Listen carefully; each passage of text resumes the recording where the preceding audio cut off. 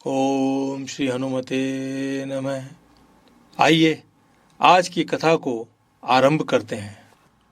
अब सुग्रीव अपने घनिष्ठ मित्र और सलाहकार हनुमान तथा अन्य सहयोगी मंत्री गणों के साथ ऋष्यमूक पर्वत पर सुखपूर्वक रहने लगे। निश्चित रूप से हनुमान में इतनी शक्ति है कि वे अकेले ही बाली से मुकाबला करके परास्त कर सकते हैं, किंतु ऋषिगण से मिले श्राप के कारण हनुमान को अपने सामर्थ्य का स्मरण ही नहीं रहा। वे तो अपनी शक्ति और सामर्थ्य सब कुछ भूल गए। उधर अयोध्या राज्य में बड़ी ही हृदय विदारक घटना घटी।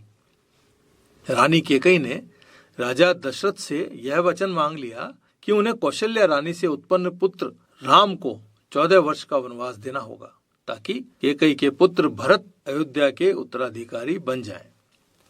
राम को जब यह जानकारी मिली तो उन्होंने स्वयं ही पिता के वचन का पालन करने के लिए वन जाना स्वीकार कर लिया। अनुज भ्राता लक्ष्मण और राम की पत्नी सीता ने भी राम के साथ वन जाने का निश्चय कर लिया। बड़े ही दुखी मन से राजा दशरथ ने राम, लक्ष्मण और सीता को वन प्रस्थान के लिए विदा किया। 13 वर्ष चित्रकूट और दंडकारण्य वन में विचरण करते हुए राम वनों में निवास कर रहे तपस्वी ऋषि मुनियों की सेवा करते रहे। वन में अनेक प्रकार के असुर प्रतिदिन ऋषि मुनियों को कष्ट देते रहते। तब राम ने अपने अनुज लक्ष्मण के साथ मिलकर इन दुष्ट असुरों का, राक्षसों का वध करके वन में शांति का वातावरण निर्मित कर दिया। इस प्रकार सत कार्य करते हुए राम अपने वनवास के 14वें वर्ष में पंचवटी नामक वन में पहुंचे और वहां एक सुंदर कुटिया बनाकर रहने लगे। एक दिन लंका के राजा रावण ने सीता के सौंदर्य के वशीभूत होकर राम के साथ छल किया। उसने मारीच नामक राक्षस को सोने का हिरण बनाकर भेजा। इस स्वर्ण मृग को देखकर सीता उसे पाने को लालायित हो गई। पत्नी की इच्छा पूरी करने के लिए राम उस सोने के हिरण के पीछे गए। मायावी मारीच ने राम के स्वर में दर्दनाक चित्कार की, जिसे सुनकर लक्ष्मण भी उनके पीछे दौड़े। अवसर पाकर रावण ब्राह्मण का वेश बनाकर आया और धोखे से सीता का अपहरण करके अपनी लंका में ले गया। जब राम और लक्ष्मण लौट कर आए तो सीता को कुटिया में न देखकर अनहोनी की आशंका मन में लिए तुरंत सीता को ढूंढने के लिए वनों में निकल गए। वन वन सीता को खोजते हुए राम और लक्ष्मण अब ऋष्यमूक पर्वत की ओर आ गए हैं। इधर सुग्रीव ऋष्यमूक पर्वत पर रह तो रहे हैं, किंतु उनके मन में सदैव यह आशंका बनी रहती है कि कहीं बाली वहां पर भी ना आ जाए। इसी डर के कारण जब सुग्रीव को पता लगा कि 2 तेजस्वी युवक धनुष बाण साथ में लिए हुए उनकी ओर ही आ रहे हैं, तो वे घबरा गए। व्याकुल होकर सुग्रीव हनुमान से बोले, प्रियवर, इन दोनों वीरों के समान दिखाई पड़ रहे युवकों से मेरा मन भयाक्रांत हो रहा है। ऐसा प्रतीत होता है कि भ्राता बाली ने मुझे मार डालने के लिए ही इनको यहाँ भेजा है। राजा के मित्र कम होते हैं और शत्रु अधिक, इसलिए अधिक संभावना यही लगती है कि बाली ने स्वयं आने की बजाय मुझे धोखे में रखकर वध करने के लिए इन दोनों युवकों को धनुष बाण लेकर के भेजा है। इसलिए हनुमान, तुम जाओ और चतुराई से पता करो कि ये लोग हैं कौन, और यदि इनके शत्रु होने की शंका हो तो तुरंत संकेत कर देना, ताकि हम सभी यहाँ से बचकर भाग सके। अब वानर श्रेष्ठ हनुमान ऋष्यमूक पर्वत से उछलते कूदते हुए राम लक्ष्मण की ओर चल दिए। मार्ग में उन्होंने विचार किया कि यदि कपिराज बाली ने भेजा है तो मुझे इस हनुमान के मूल रूप में देखकर वे तुरंत ही मुझे पहचान लेंगे। ऐसा सोचकर हनुमान ने तुरंत एक ब्राह्मण का रूप धर लिया और फिर राम लक्ष्मण के निकट पहुंच गए। राम और लक्ष्मण का रूप, सौंदर्य और तेज देखकर हनुमान तो जैसे अपनी सुध बुध ही खो बैठे। देर तक हनुमान उनको निहारते रहे। फिर अनायास ही उनके समक्ष हनुमान का मस्तक झुक गया और तब हनुमान ने दोनों दशरथ पुत्रों को आदर पूर्वक प्रणाम किया। दोनों हाथ जोड़कर हनुमान ने अत्यंत विनम्र स्वर में कहा, अत्यंत अलौकिक रूप वाले आप दोनों महानुभाव कौन है? कृपया अपना परिचय दीजिए। मुझे तो आप दोनों ही राजकुमार जैसे प्रतीत हो रहे हैं। मैं यह देखकर आश्चर्यचकित हूं कि आप जैसे तेजस्वी युवक इस वन में क्यों घूम रहे हैं। आपको देखकर प्रतीत होता है कि आप कोई साधारण मनुष्य नहीं है, वरन दिव्य पुरुष हैं। संभवतः आप मानव कल्याण के ही किसी प्रयोजन से इस वन में पधारे हैं। कृपा करके शीघ्रता से अपना परिचय देकर मुझे कृतार्थ कीजिए। हनुमान के इन स्नेह वचनों को सुनकर राम मुस्कुराने लगे और लक्ष्मण की ओर देखकर बोले, अनुज लक्ष्मण, इनकी विद्वतापूर्ण बातों और अत्यंत मधुर वाणी को सुनकर मुझे ऐसा प्रतीत होता है कि ये अवश्य ही वेद विज्ञ और शास्त्रों के जानकार विद्वान पंडित हैं। इस निर्जन वन में इनकी निर्मल वाणी सुनकर मन को बड़ी शांति का अनुभव हो रहा है। संभवतः इनसे हमें सहायता मिल सकेगी। इसलिए लक्ष्मण, तुम इन्हें सारी बात बता सकते हो। बड़े भाई की आज्ञा पाकर लक्ष्मण ने ब्राह्मण वेशधारी हनुमान को बताया, हे ब्राह्मण, हम अयोध्या नरेश दशरथ के पुत्र हैं। पिता का वचन निर्वहन करने के लिए हम 14 वर्ष के वनवास हेतु इन वनों में रह रहे हैं। वहां पंचवटी में हमारी कुटिया से कोई दुष्ट राक्षस छल पूर्वक मेरी भाभी सीता माता का अपहरण करके ले गया है। हम सीता माता की खोज करते हुए ही यहाँ आए हैं। मेरा नाम लक्ष्मण है और ये मेरे बड़े भ्राता राम है। जैसे ही हनुमान ने राम नाम सुना, वे तो भावमग्न हो गए।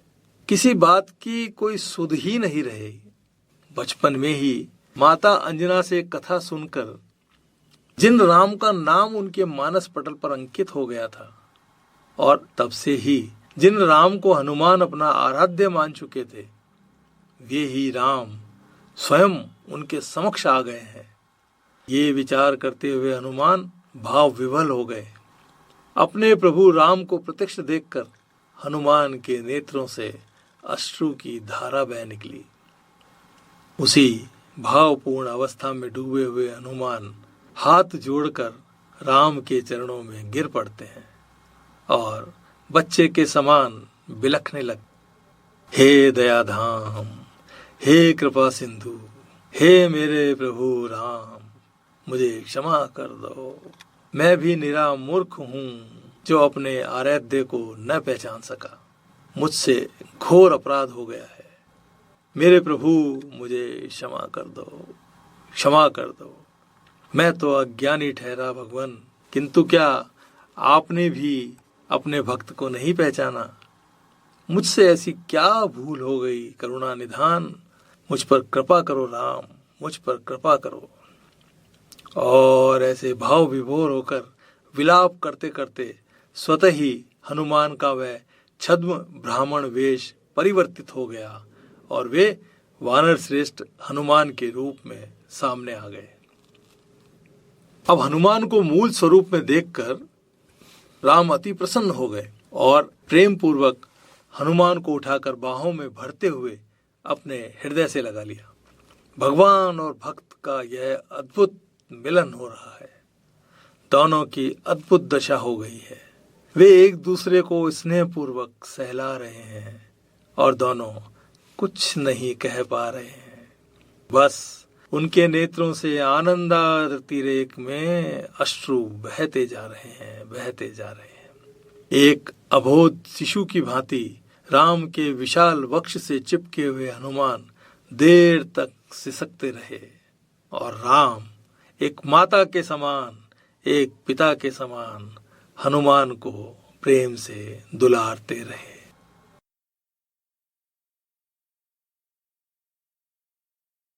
राम और लक्ष्मण से स्नेह पूर्वक परिचय होने के उपरांत हनुमान ने ऋष्यमुख पर्वत पर निवास करने का कारण बताते हुए दोनों भाई बाली और सुग्रीव के बीच उत्पन्न हो गई शत्रुता के विषय में पूरा वृतांत उनको सुनाया। फिर निवेदन किया, प्रभु, मेरे परम मित्र वानर श्रेष्ठ सुग्रीव अपनी प्रिय पत्नी और राज्य से दूर यहाँ भयपूर्वक निवास करते हुए अत्यंत कष्ट में हैं। जिन्हें राजकाज संभालना चाहिए वे यहाँ वन और पर्वतों में अभाव और विपत्ति के दिन व्यतीत कर रहे हैं। इसलिए मेरा विनम्र निवेदन है कि आप कृपा करें और शत्रु बनकर उनके प्राण लेने को आतुर बाली के भय से मेरे मित्र सुग्रीव को मुक्त कराएं और पुनः उनका राजकीय सम्मान प्राप्त करने में उनकी सहायता करें। आपका सहयोग मिलने पर सुग्रीव भी निश्चित ही अपनी संपूर्ण वानर सेना के साथ पूर्ण सामर्थ्य लगाकर सीता माता का पता लगाने और उन्हें वापस लिवा लाने के कार्य में सहयोगी सिद्ध होंगे। इस प्रकार आप दोनों को ही परस्पर बहुमूल्य सहयोगी मिल जाएंगे। आप कृपा करके मेरा निवेदन स्वीकार कीजिए और सरल स्वभाव के मेरे प्रिय मित्र सुग्रीव से आप भी मित्रता कर लीजिए। हनुमान के ये मृदु और विवेकशील वचन सुनकर राम सुग्रीव से मिलने के लिए सहमत हो गए। लक्ष्मण बोले, यह तो अति उत्तम कार्य होगा। परस्पर मित्रता से हमें भी एक विशाल सेना का सहयोग मिल जाएगा और हम भी सुग्रीव की यथासंभव सहायता कर सकेंगे। आपका विचार उचित है हनुमान। अब हमें विलंब नहीं करना चाहिए और शीघ्रता से सुग्रीव जी के पास चलना चाहिए। ऐसा कहकर लक्ष्मण और राम आगे चलने के लिए तत्पर हो उठते हैं, किंतु हनुमान जैसे सेवक के होते हुए राम को पैदल चलने का कष्ट कैसे हो सकता है। हनुमान उनके समक्ष आकर घुटनों के बल बैठ गए और विनय पूर्वक बोले, प्रभु राम और भ्राता लक्ष्मण, आप दोनों कृपा करके मेरे कंधों पर बैठ जाइए। मैं आपको वायु मार्ग से यथाशीघ्र मित्र सुग्रीव के आवास तक ले चलूंगा। मुस्कुराते हुए राम ने हनुमान का आग्रह स्वीकार कर लिया और दोनों भाई हनुमान के कंधे पर दोनों ओर बैठ गए। बस फिर देर किस बात की। हनुमान उठ खड़े हुए और पवन देव से प्राप्त शक्ति का प्रयोग करते हुए ऊंचे आकाश में उड़ गए। आकाश मार्ग में वानर श्रेष्ठ हनुमान के कंधे पर विराजे हुए प्रभु राम और भैया लक्ष्मण के इस अद्भुत मनोरम दृश्य को देखकर सभी देवगण और वनों में रहने वाले सभी प्राणी भी आनंदित हो रहे हैं। कुछ ही क्षण में हनुमान दोनों भाइयों को लेकर सुग्रीव के पास पहुंच गए। हनुमान से राम और लक्ष्मण का परिचय पाकर सुग्रीव ने उत्साहपूर्वक दोनों को प्रणाम किया और यथा सुविधा स्वागत, सत्कार और अभिनंदन किया। राम ने प्रसन्नता पूर्वक सुग्रीव को वचन दिया कि वे शीघ्र ही उन्हें बाली के भय से मुक्त कराएंगे। इस प्रकार राम और सुग्रीव में आत्मीय मित्रता स्थापित कर हनुमान ने अपने मैत्री धर्म का पालन भी किया और भक्त के कर्तव्य का निर्वहन भी।